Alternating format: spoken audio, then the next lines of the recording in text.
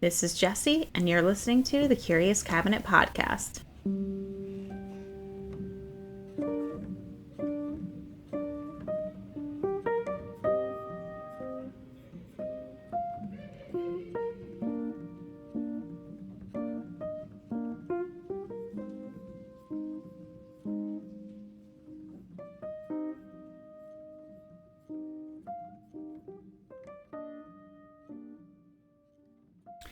New Orleans is an amazingly beautiful town full of music and amazing food.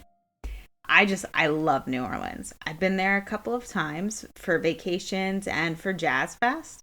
There's just so much to do all the time, and it's just so much fun. There's so much history too, and just so many ghost stories, and it's like such a cool place. And it's probably one of the closest towns that I've seen to like any town in Europe, like architecture wise. It's just beautiful. In 1918, New Orleans was a town where jazz was on the rise.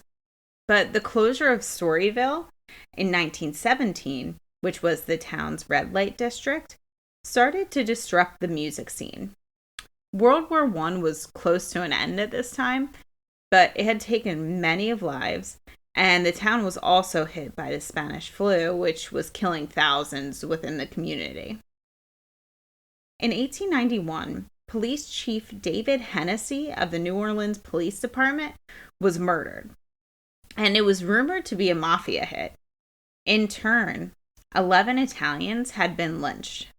This brought on a prejudice against the Italian and Sicilian immigrants who lived there, many of which were owners of small grocery stores.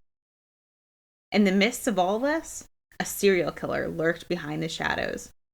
He would pry his way through a backdoor panel with a chisel to gain entry into a home, and then make his attack using the victim's axe as a weapon. Today, I want to tell you the story of the Axeman of New Orleans. Joseph Maggio was an Italian-American grocer who owned and operated a grocery store at 1743 Upper Line Street. It was at the corner of Magnolia Street, and he operated it with his brothers Andrew and Jake. He was known to be very hardworking and a no-nonsense businessman. He lived in a tight-knit community of about 7,000 people, the Italian community, in the 7th Ward of New Orleans. Joseph lived above the store with his wife, Catherine, and they lived a modest life. His brothers Andrew and Jake both lived next door. Joseph and Catherine were both young, from their 20s to their 30s. Not too much is known about Catherine, but she was a devoted wife and took care of the home. She likely faced the same hardships as any Italian American did at that time, including all the prejudice against Italians and the economic struggle. They didn't have any children, which gave them the opportunity to kind of focus on the store and make that more of a success. On May 23rd, 1918, Joseph and his brother Andrew closed up the store and went home. It was a quiet night, but unlike any other. Around 2 a.m., the Axeman was chiseling out a wood panel of their back door. He attacked the couple while they slept in their bed, using a straight razor to cut their throats. Then he struck them in the head with an axe. Both of the weapons he used had come from their home. Awakened by the strange sounds of groaning, Andrew and Jake made the gruesome discovery. The room and bed were soaked with blood. Catherine was still alive, but died before help could arrive. Joseph was already dead. Police had minimal evidence. A backdoor panel that was chiseled out to gain entry into the home. The killer left the bloody razor on the bed with the axe nearby. There had also been bloody clothes left at the scene, so they assumed that the killer had changed before he left, so that no one would suspect him of the crime if they saw him. There had been nothing missing from the home, And Catherine had a lot of jewelry, and there was money in the home, so they ruled out a robbery. There was no fingerprints left at the scene, and this is the time that there wasn't really much DNA testing either, so they weren't looking for DNA too much. The only thing they could really hope for was a fingerprint, because they did take fingerprints, to compare later on if they found the killer. But there was nothing left behind. There were footprints that led to a fence in the backyard, but no witnesses saw anybody escape. When the police interviewed Andrew and Jake, they revealed that Joseph had no known enemies. The police suspected that it may have been like a mafia vendetta, given the lynching that we talked about in the beginning, but there was still no evidence that supported this. The New Orleans Police Department didn't have the blood testing or fingerprint databases at the time. The detective pretty much had to simply rely on eyewitness accounts, which didn't occur in this murder.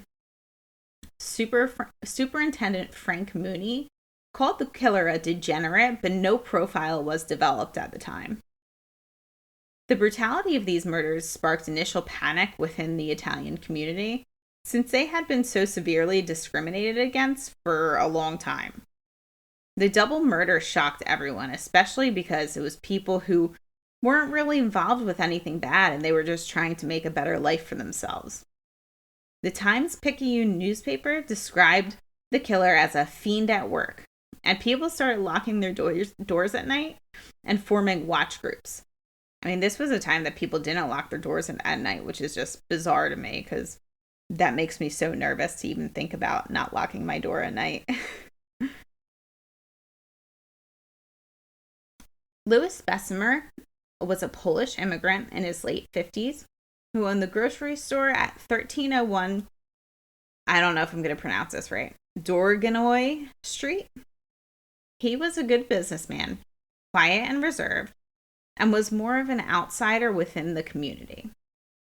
He had a relationship with a woman named Harriet Lowe, who people called Anna.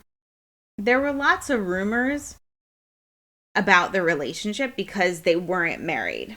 Anna was in her 30s, so she was a decent amount younger than Louis,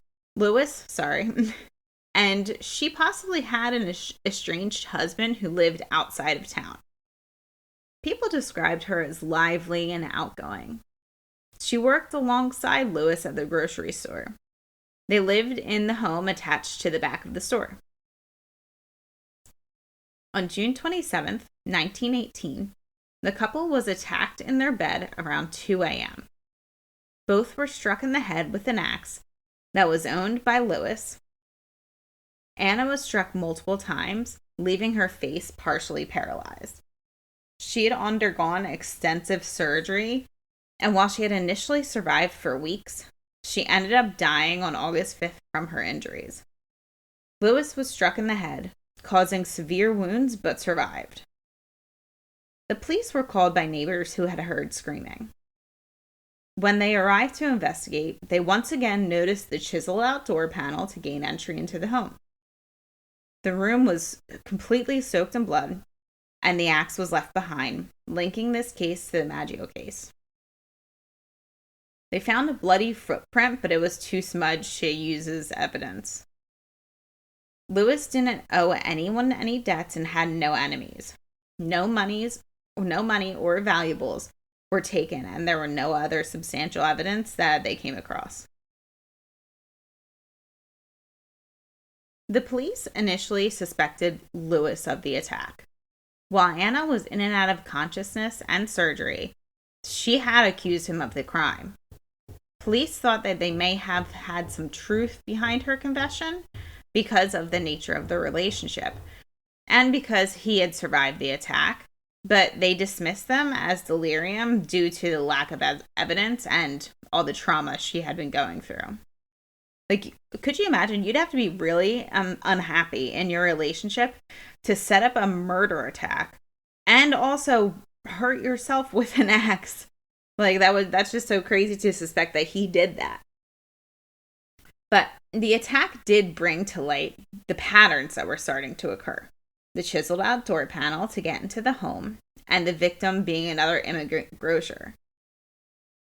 It did raise suspicions of hatred towards small business owners and not just Italians because Lewis was Polish.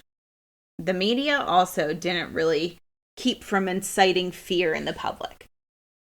When you opened up your paper in the morning and saw the headlines "Hatchet Fiend" at the top, people were really becoming more scared and they started to arm themselves. Mary Schneider was a 28-year-old German-American woman living in New Orleans with her husband, Edward. Little is documented about Edward, but we know that he was not Italian and that he didn't own a grocery store. Mary was said to be an optimist, and she was excited about the life she was building. She spent her days taking care of the home and awaiting the birth of their first baby, which was only a month away. On August 5th, 1918, around 1 a.m., Mary woke up to a man hovering over her with a weapon. Now, there is some gray area here because some say that she was attacked with a lamp and not an axe. Edward was asleep in bed next to her and remained unharmed, so police believe that this attack was just meant for Mary for some reason. The pattern kind of deviated from the Axeman's normal technique. There was no chiseled out door panel. The wounds found on Mary indicated more of a frenzied attack. The scene was chaotic. There was blood splatters everywhere, but nothing was stolen from the home, which was kind of one of the Axeman's things. They also weren't sure if she was even attacked with an axe or a lamp, which confused investigators even more. There was no axe found at the scene, which was unusual for the Axeman, but she was hit on the head with a heavy, blunt object. Now, I'm just wondering if there was no axe at their home, and maybe that's why a lamp was used, or maybe it was just a copycat because they were already reading about him in the papers. She remembered very little due to the trauma-induced amnesia, but did provide whatever information that she could. There was no evidence at the scene to suggest who or why Mary was attacked. There were some theories that it may have been a domestic abuse covered up, but there was also no evidence to support that. And also, Mary and Edward were not grocers, Italian, or tied to the Italian community in any way. The attack of a pregnant woman horrified everyone in the community and made them feel like the Axeman wasn't as articulate with depicting his victims as they once thought that he was. In a glimpse of hope within the Axeman's reign of terror, Mary survived and gave birth to their daughter just a few days later, which is very nice. At least she survived and the baby survived and everyone was fine.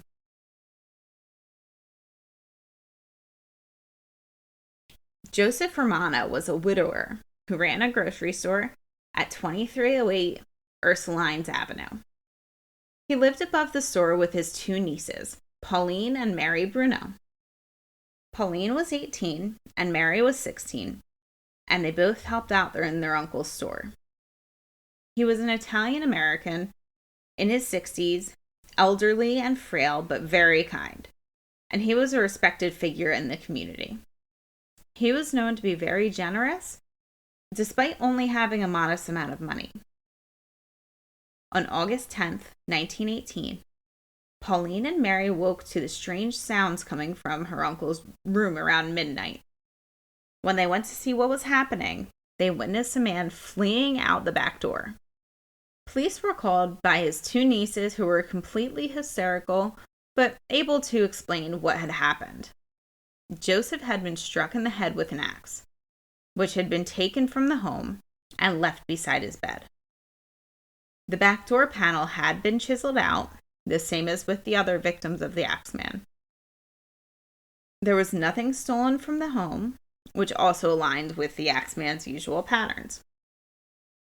But Joseph's niece provided very crucial evidence within the case, the first eyewitness. They described him as dark-skinned, heavyset, wearing a dark-colored suit and a slouched hat. This was also one of the few eyewitness accounts. Some speculated that the man was either African American or Sicilian, since he just was described as dark-skinned. But it was also midnight, so I'm sure it was difficult to see unless the lights were turned on, and there's a lot going on. I'm sure they were freaking out. It's also August in New Orleans, so it's hot. Everyone who's outside is like getting tan or sunburnt. So a dark-skinned person could just be a very tan person. I mean, at that time, everybody was outside all the time. The description was so vague that it was difficult to match it with a single person because it matched so many people. This just added to the fear and discrimination within the community because it made everyone afraid that any person who matched the description was the Axeman. They immediately connected the case to Maggios and Bessemer, since all of the evidence was the same. The murder being so close to Mary Schneider's attack confirmed that they did have a serial killer. Which, I mean, really, they probably should have figured that out already because all the evidence was the same from the first two. The Italian community felt primarily targeted. Vigilante groups even began to patrol the neighborhood and organize night watches. And, I'm just thinking now, like, at this point, if I had an axe at my house or, like, a chisel or something like that, I would probably get rid of it or hide it or something like that. I wonder if people started getting rid of their axes at home because of this. That's something interesting to think about.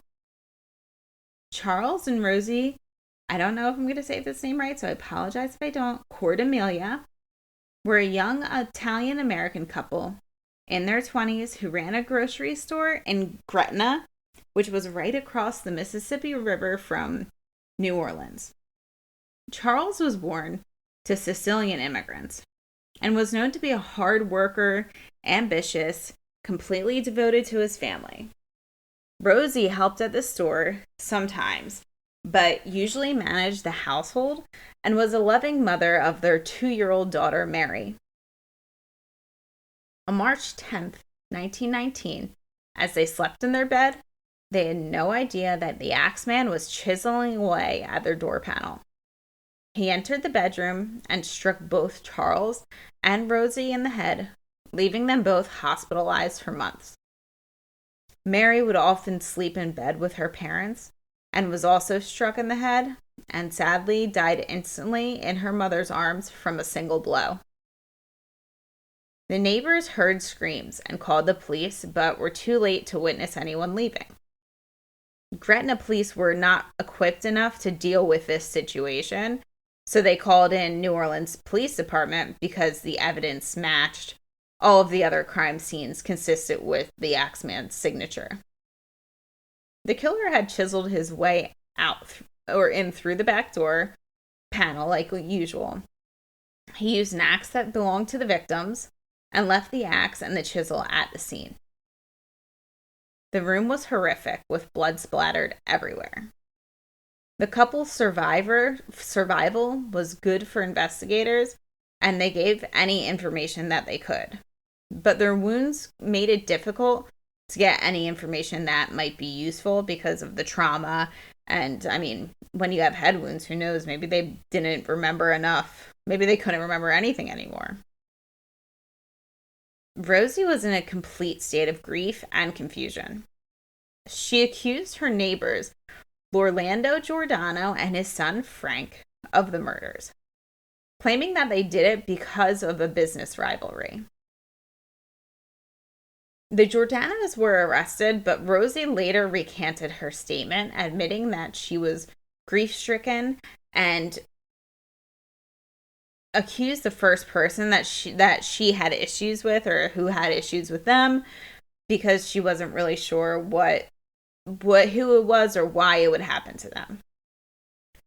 The Giordanos were released, but not until sometime in 1920, which is actually crazy. Like, they sat in jail for years. And weren't released, even though there are other murders that happen after this. So why wouldn't they release them? It's crazy. But the case wasn't integrated into the rest of the Axeman's case initially because of the issues with jurisdiction. Gretna police wanted to convict the Giordano's so bad that even though all the evidence matched the Axeman's cases, they wouldn't hand this over to the New Orleans Police Department. There was no forensic testing on anything like the axe or the chisel or any of that. They didn't even look for fingerprints because they just automatically assumed that it was the Giordano's and just tried to go with that. Which is also, it's an example of how the police really mishandled a lot of this case. And also the example of they just wanted to get it done and over with. They didn't feel like dealing with this anymore. They just wanted to, okay, we found the guy.